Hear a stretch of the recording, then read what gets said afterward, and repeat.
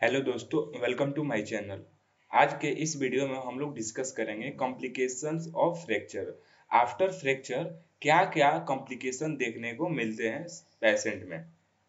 तो जो complication of fracture है, हमने इसे तीन पार्ट में डिवाइड किया है। सबसे पहले जो है इमीडिएट कॉम्प्लिकेशन, मतलब फ्रैक्चर के टाइम में कौन कौन सा कॉम्प्लिकेशन दिख रहा है। Then early complication and last late complication. तो इसे हम लोग अब आगे डिटेल्स में देखेंगे। Most bone injury heal normally, but some patients do experience complication during the healing process. Complication of fracture can be classified into three broad groups depending upon their time of occurrence. These are हाँ, तो जो must मतलब जो fracture होता है, जो injury होता है बोन का, वो नॉर्मली हील हो जाता है। लेकिन कुछ ऐसे भी पेशेंट मिलते देखने को मिलते हैं जहाँ पे कुछ कुछ कॉम्प्लिकेशन देखने को मिलता है ड्यूरिंग हीलिंग प्रोसेस। हाँ, तो इस मतलब हीलिंग प्रोसेस के हमने तीन ब्रॉड ग्रुप में डिवाइड किया है। जो immediate complication occurring at the time of fracture, जो इमीडिएट कॉम्प्लिकेशन है ये फ्रैक्चर के टाइम पे ही अकर होता है। देन अर्ली कॉम्प्लिकेशन, ये जो अर्ली कॉम्प्लिकेशन है ये फ्रैक्चर के इनिशियल फ्यू डेज आफ्टर में ये देखने को मिलता है। And then late late complication occurring a long time after the fracture। हाँ, अब जो लेट कॉम्प्लिकेशन है ये मतलब फ्रैक्चर के बहुत दिन बाद देखने को मिलता है। ठीक है, तो इसे अब हम लोग डिटेल्स में देखेंगे। सबसे पहले immediate complication. Immediate complication of fracture refer to the problem that can occur shortly after a fracture has occurred. Some common immediate complication are. हाँ, तो अभी मैंने बताया कि जो इमीडिएट कॉम्प्लिकेशन है ये फ्रैक्चर के टाइम पे ही देखने को मिलता है। और इसके बारे में सबसे पहले आता है जो देखने को कॉम्प्लिकेशन मिलता है वो है hypovolaemic shock. Hypovolemic shock is the commonest cause of death following fractures of major bones such as pelvis and femur. Its frequency is on the increase due to the rise in the number of patients with multiple injury। हाँ, hypovolemic shock जो एक life threatening condition है, एक एक बहुत ज़्यादा severe condition है जिसमें हमारे बॉडी के 15% फ्लूइड जो होते हैं वो लॉस हो जाते हैं किसी भी वजह से, जैसे डायरिया हो जाता है। हम्म, तो इसमें 15% जो फ्लूइड है या ब्लड है वो लॉस हो जाते हैं और एक ये लाइफ थ्रेटनिंग कंडीशन हो जाता है। Cause, the cause of hypovolaemic could be external haemorrhage और इंटरनल हेमरेज। हाँ, जो हाइपोवोलेमिक का शॉक का कॉज है वो है एक्सटर्नल हेमरेज होगा। एक्सटर्नल हेमरेज फ्रैक्चर के टाइम कब होगा, जब फ्रैक्चर जो होगा वो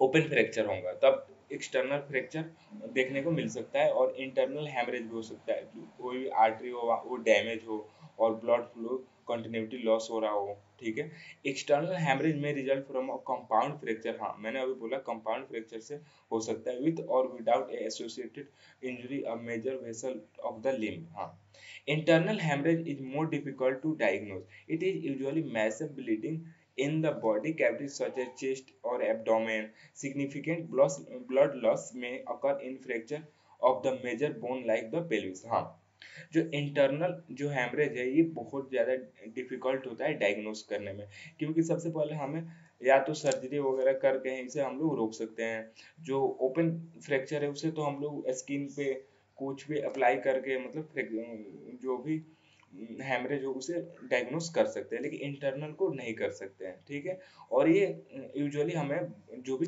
बॉडी कैविटीज होती हैं, जो मतलब कैविटी जैसे चेस्ट कैविटीज और एब्डोमेन कैविटीज है वहां पे देखने को मिलती है। ठीक है। हम्म, अब देन आते हैं सॉफ्ट टिश्यू इंजरी। ये भी फ्रैक्चर के इमीडिएट मतलब फ्रैक्चर होने के तुरंत फ्रैक्चर होने के टाइम ही दिखते हैं। Fracture can damage the surrounding soft tissue including muscle, tendons, ligament, skin. This can result in swelling, bruising, open wound, increase pain. हाँ, अब जैसे ही फ्रैक्चर होता है तो फ्रैक्चर कैसा है, सिविरिटी क्या है, वेलोसिटी क्या है, उसके हिसाब से बोन तो फ्रैक्चर होगा ही, बोन तो ब्रेक होगा ही, साथ में मसल है। अगर मसल एक्टिव है तो उसमें भी इंजरी हो सकते हैं, या टेंडन है, मसल अगर अब खुद की तरफ पुल कर रहा हो तो उसमें भी इंजरी हो सकता है। लिगामेंट हो जो हमारे बोन को दो मतलब बोन दो अलग अलग बोन को एक साथ रखता है वो भी इंजरी हो सकता है, ब्रेक हो सकता है। या स्किन हो तो अगर ओपन फ्रैक्चर होगा तो वो स्किन को क्रॉस करते हुए एक्सटर्नल एनवायरनमेंट में आ जाएगा, तो स्किन भी डैमेज हो सकता है, इंजरी हो सकता है। और इससे क्या क्या देखने को मिलता है, तो स्वेलिंग हो जाएगा, जहाँ पे भी फ्रैक्चर होगा वहाँ पे स्वेलिंग हो जाएगा, ब्रूसिंग हो जाएगा, या ओपन वुंड हो जाएंगे, ठीक है। और जिससे कि ब्लड फ्लो भी इंक्रीज हो जाएगा। अब कॉज क्या क्या है सॉफ्ट टिश्यू इंजरी के, तो फर्स्ट जो कॉज है वो है डायरेक्ट ट्रॉमा, यानी डायरेक्ट ट्रॉमा हो। देन इनडायरेक्ट ट्रॉमा की भी वजह से भी हो सकता है, मसल स्ट्रेन की वजह से भी हो सकते हैं, अभी पता है, लिगामेंट स्प्रेन, नर्व कंप्रेशन की वजह से, और ओपन वुंड की वजह से भी हो सकते हैं। Then dislocation, हाँ. In the certain fracture involving joint, the bone may become dislocated. Dislocation occur when the end of the bone separate from the end of normal position. Dislocation joint can cause severe pain, loss of function and visible deformity. हाँ. अब जो dislocation है, dislocation term तब use किया जाता है जब कहीं भी कोई भी ज्वाइंट बनता है तो वहाँ पे दो बोन आके अटैच होते हैं, उनका एक नॉर्मल एनाटॉमी होता है, ठीक है, उनके कितने पार्ट्स किससे कौन से बोन से मतलब अटैच कर रहे हैं, तो वो जो ज्वाइंट होता है वहां से जो बोन होते हैं, दो दो बोन, वो मतलब अपने लोकेशन से सेपरेट अलग अलग हो जाते हैं। तो वो भी तो फ्रैक्चर के टाइम ही देख, अगर जैसे फ्रैक्चर ज्वाइंट पे हुआ, अगर फ्रैक्चर हाई सीवियर वेलोसिटी से हुआ तो भी बोन जो होंगे डिसलोकेट हो ही जाएंगे। और इसमें डिसलोकेट होंगे तो क्या होंगे, उनके लिगामेंट होंगे, या लिगामेंट होंगे, टेंडन होंगे, उस पर ज़्यादा स्ट्रेस पड़ेगा, इसके वजह से सीवियर पेन भी हो सकता है, या जॉइंट कैप्सूल होंगे वो भी इधर उधर हो जाएंगे, जिससे कि सीवियर पेन होगा। और जब डिसलोकेशन होगा तो ये तो हम लोग नॉर्मल एनाटॉमी है कि जब तक कोई बोन नॉर्मल एनाटॉमी में नहीं रहेगा तो उसका जो फंक्शन है वो भी लॉस हो जाएगा। और डिसलोकेशन में ये होता है कि जो भी मतलब पार्ट डिसलोकेट हुआ वहाँ पे विजिबल हो जाता है, मतलब दिखने लगता है हाँ डिसलोकेट हुआ। अब कॉज क्या है, तो हाई इम्पैक्ट ट्रॉमा की वजह से एक्वार्ड फॉल कर गए, स्पोर्ट इंजरी हो गया, वीक बोन हो गया, बोन अगर वीक हो गए, या लिगामेंट वीक हो गए, इसके वजह से भी डिसलोकेशन हो जाते हैं, ठीक है। अब जो हम्म, अब जो सेकंड नंबर में आता है अर्ली कॉम्प्लिकेशन, इसमें भी हाइपोवोलेमिक शॉक, जिस जो अभी हमने पीछे बात किया, तो हाइपोवोलेमिक शॉक भी देखने को मिलता है। देन सेकंड आता है एडल्ट रेस्पिरेटरी डिस्ट्रेस सिंड्रोम। जो एडल्ट रेस्पिरेटरी डिस्ट्रेस सिंड्रोम है इसे हमें एक्यूट रेस्पिरेटरी डिस्ट्रेस सिंड्रोम भी बोलते हैं। तो जो एडल्ट रेस्पिरेटरी डिस्ट्रेस सिंड्रोम है, ARDS, is a severe and life threatening lung condition characterised by widespread inflammation and damage to the alveoli in the lungs. हाँ, अब जो एडल्ट रेस्पिरेटरी डिस्ट्रेस सिंड्रोम है, एक ये भी लाइफ थ्रेटिंग सीवियर और life threatening condition है, जिसमें जो लंग्स होते हैं उसमें मतलब बहुत तेजी से इन्फ्लामेशन हो जाते हैं, और वो या जो एल्वुलाई हो, जो हमारा मेन और पार्ट है लंग का, वो डैमेज हो जाता है। जब वो डैमेज हो जाएंगे तो हमारा जो पल्मोनरी सिस्टम है वो प्रॉपर वर्क नहीं करेगा, और हमें उस time adult respiratory distress syndrome देखने को मिलता है। अब कॉज क्या है, the exact mechanism is not known, जो इसका एग्जैक्ट मैकेनिज्म है वो तो नहीं पता है, but suppose to be due to release inflammatory mediators. मतलब सपोज किया है कि इन्फ्लेमेटरी मीडिएटर के रिलीज होने की वजह से which cause disruption of microvascular of pulmonary. हाँ, इन्फ्लेमेटरी मीडिएटर को रिलीज होने से जो पल्मोनरी सिस्टम है उसे अफेक्ट करते हैं। अब जो अर्ली कॉम्प्लिकेशन के और भी जो कॉम्प्लिकेशन है वो है फैट एम्बोलिज्म सिंड्रोम। हाँ, in certain type of fracture particularly long bone fracture example में फीमर और tibia, fat globules from the bone marrow can enter the blood stream and cause a condition called fat embolism syndrome. हाँ, कुछ certain type के fracture में, जैसे कि long bone fracture हो गया, तो उसमें जो भी बोन मैरो वहाँ पे फैट ग्लोबुलस प्रोड्यूस होते हैं, और वो फैट ग्लोबुलस हमारे ब्लड स्ट्रीम में इंटर कर जाते हैं, जिससे कि हमारे जो बॉडी में आर्टरी वगैरह है, आर्टरी वेन होगा, उसमें फैट को जमा हो जाने की वजह से जो सर्कुलेटरी सिस्टम है वो प्रॉपर वर्क नहीं कर पाता है, जिससे कि फैट एम्बोलिक डिस्ट्रेस सिंड्रोम हो जाता है। Fat amyloid distress syndrome is manifest with the symptoms such as shortness of breathing, chest pain, confusion and petechiae। हाँ, अब जो फैट एम्बुलेंट सिंड्रोम है इसमें से जो मेन सिम्टम है वो है जो ब्रीथिंग होगी उस वो शॉर्टनिंग हो जाएगी, चेस्ट पेन करने लगेगा, कंफ्यूजन हो जाएंगे, और पेटिकिया जो पता ना, मेरे ये टर्म मेरे को पता नहीं है, आप देख सकते हैं नेट पे। ठीक है, अब क्या क्या कॉज है FES के।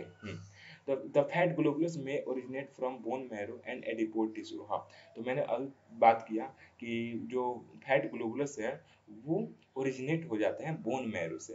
Fat embolism is more common following severe injury with the multiple and fracture of major bones. हाँ, तो फैट, इसका कॉज अभी बात किया कि फैट ग्लोबुलस का ओरिजिनेट हो जाता है बोन मैरो से और एडिपोज टिश्यू से, जिससे कि सीवियर इंजरी हो जाता है। और ये कहाँ पे ज़्यादा होता है? Multiple fracture and fracture of major bones. हाँ, the pathogenesis of syndrome is not clear. जो पैथोजेनिस है सिंड्रोम का वो क्लियर नहीं है, but it seem likely to event occur release of free fatty acids by the action of lipase of the neutral fat, which induce a toxic vascularity following by the platelet fibrin thrombosis and जो second है acute obstruction of small pulmonary vessels by fat globules। जो अगला complication आता है early complication का, वो है deep vein thrombosis, DVT। immobilization following a fracture increase the risk of developing blood flow in the veins, particularly in the lower limb। हाँ, जो deep bone thrombosis है, DVT हुआ, ये ये इसका मेन जो मतलब कॉज है, इसका रिस्क है, वो है कि इमोबिलाइजेशन हो जाता है कोई भी पार्ट का, और मेनली लोअर बॉडी के पार्ट का, जिससे कि वेन में ब्लड क्लॉट हो जाते हैं। DVT can cause pain, swelling and redness in the affected limb. If a blood clot dislodges and travel to the lungs, it can result in a pulmonary embolism, which is a medical emergency। हाँ, जो DVT है इसमें pen वगैरह, pen, swelling and redness देखने को मिलता है affected limb में। ठीक है, अब कॉज क्या है? ब्लड फ्लो स्टेसिस हो जाते हैं। ठीक है, इसका जो मेन कॉज है वो है blood flow stasis. Reduce blood flow और sluggish blood circulation in the veins is a significant risk factor for DVT. Immobility due to prolonged bed rest, long flight or car rides in a certain medical condition that limit movement can lead to stasis। हाँ, तो जो DVT का मतलब cause है वो है circulation, circulation का मतलब स्लगिश हो जाना वेन में, और इसका मेन वजह है इमोबिलिटी। इमोबिलिटी कैसे हो गया? अगर bed rest, long bed rest हो, या फ्लाइट वगैरह हो, लॉन्ग टाइम तक बैठे रहे, कार राइड्स हो, तो इस टाइम पे हमें DVT देखने को मिलते हैं। Then other crush syndrome. This syndrome results from massive crushing of the muscle, commonly associated with the crush injury sustained during earthquake, air raids, mining and other such accident. हाँ, जो crush syndrome है इसमें ये हो जाता है कि हमारे मसल जो होते हैं वो इंजरी हो जाते हैं। वो मतलब इंजरी इसलिए हो जाते हैं क्योंकि जो मतलब मसल लार्ज, मतलब बहुत ज़्यादा लॉन्ग टाइम तक वो कंप्रेस रहते हैं। कंप्रेस होने की वजह से प्रॉपर ब्लड सप्लाई नहीं हो पाता, ना ऑक्सीजन की सप्लाई होती है, जिसकी वजह से ये इंजरी को देखने को मिलता है। और ये इंजरी ये हो सकते हैं अर्थक्वेक में। अर्थक्वेक में किसी चीज़ से अगर कोई पेशेंट या सब्जेक्ट है वो दब गया हो, ईयर रेड्स को अगर जैसे, या माइनिंग में जो वर्कर्स वर्क करते हैं तो उनके ऊपर कुछ गिर गया हो वगैरह से क्रश सिंड्रोम देखने को मिलता है। अब कॉज क्या है? यही है, crushing of the muscle result of entry of myohemoglobin into the circulation. अब हाँ, जो क्रशिंग मसल के क्रश हो जाने से जो मायोहेमोग्लोबिन है वो सर्कुलेशन में एंटर कर जाता है, which precipitates in renal tubules leading to the acute renal tubular necrosis। हाँ, देन आता है compartmental syndrome। The limb contain muscle in the compartment enclosed by bone, fascia, and interosseous membrane, arise in a pressure within this compartment due to any reason, may be jeopardize the blood supply to the muscle and nerves within the compartment, resulting in what is known as compartment syndrome। हाँ, अब compartment syndrome ये है कि हमारे जो भी part हैं, body के जो भी पार्ट है, एक वो कंपार्टमेंट में बने, मतलब इंक्लोज होते हैं। और वो कंपार्टमेंट में क्या क्या हो सकता है? बोन होते हैं, फेसिया होते हैं, इंट्रोसिस मेम्ब्रेन होते हैं। तो इसमें जो है प्रेशर मतलब इंक्रीज हो जाता है किसी वजह से, जिससे कि जियोप्रेडाइज ब्लड सप्लाई हो जाता है मसल और नर्व में विद इन द कंपार्टमेंट, और इसे ही हम लोग कंपार्टमेंटल सिंड्रोम बोलते हैं। कॉज क्या क्या है इसका? तो rise in the compartment pressure can be due to any of the following reason. Any injury leading to the oedema of the muscle, fracture hematoma within the compartment, ischemia to the compartment leading to the muscle oedema. अब जो last complication आता है वो है late complication. अब late complication में क्या क्या देखने को मिलते हैं, मेन मेन जो है delayed and non union. When a fracture take more than the usual time to unite, it is said to have gone in delayed union.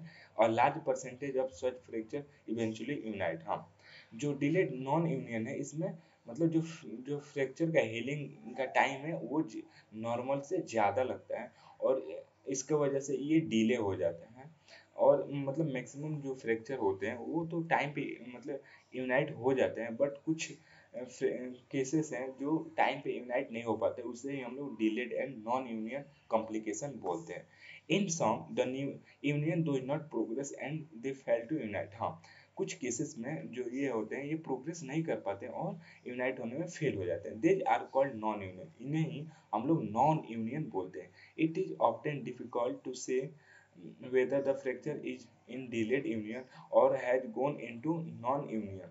अब दो इनके टाइप्स हैं वो दो टाइप्स के होते हैं, atrophic and hypertrophic. Atrophic where the minimal और no attempt at callus formation. Atrophic में जो सेलस फॉर्मेशन हो वो मतलब बहुत कम होता है या अटेम्प्ट ही नहीं होता है। और हाइपरट्रोपिक में where through the callus is the callus present it do not breach the fracture. हाँ, इसमें हाइपरट्रोपी में सेलस का फॉर्मेशन तो होता है लेकिन फ्रैक्चर के साइड पे नहीं होता है। When a fracture do not have unite in proper position it's said to have malunited. हाँ, जब फ्रैक्चर एक प्रॉपर पोजीशन में यूनाइट नहीं होता है तो उसे हम लोग माल यूनाइटेड बोलते हैं, माल यूनियन बोलते हैं। A slight degree of malunion occur in the large proportion of the fracture, but a practice the term is reserved for cases where the resulting disability of clinical significance।